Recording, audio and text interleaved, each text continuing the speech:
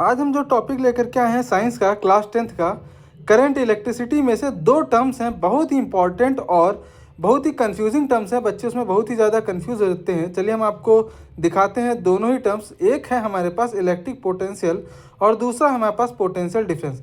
दोनों ही सेम लगते हैं भी थोड़ा सा सेम, लेकिन कुछ ही ऐसे पॉइंट्स हैं इसमें जो डिफर करते हैं एक दूसरे को, और मैं आज आपको वो समझाऊंगा। ठीक है, तो हमारे पास जो पहला टर्म है इलेक्ट्रिक पोटेंशियल, अगर हम देखें तो ये डिफाइन क्या करता है, work done by moving a charge particle from infinity to other point is equal to the electric potential. ये इसकी डेफिनेशन है। इसका मतलब क्या है, अगर हम इलेक्ट्रिक पोटेंशियल की बात करते हैं मींस हम एक पार्टिकल की बात करेंगे जो चार्ज पार्टिकल है, हम उस पर वर्क डन करते हैं इन्फिनाइट जो हमें, या फिर इनडेफिनिट पोजीशन से जो हमें पोजीशन नहीं पता है, हम उस पोजीशन को जब उस पोजीशन से उस चार्ज पार्टिकल को लेकर के आते हैं एक फिक्स पॉइंट पर, उसमें जो वर्क डन होता है वो होता है हमारे पास इलेक्ट्रिक पोटेंशियल।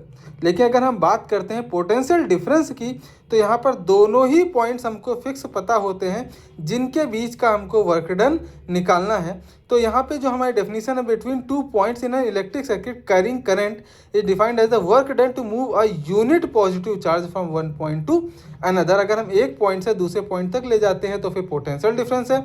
अगर हम इन्फिनिटी से एक सर्टेन पॉइंट तक लेकर के आते हैं तो इलेक्ट्रिक पोटेंशियल है।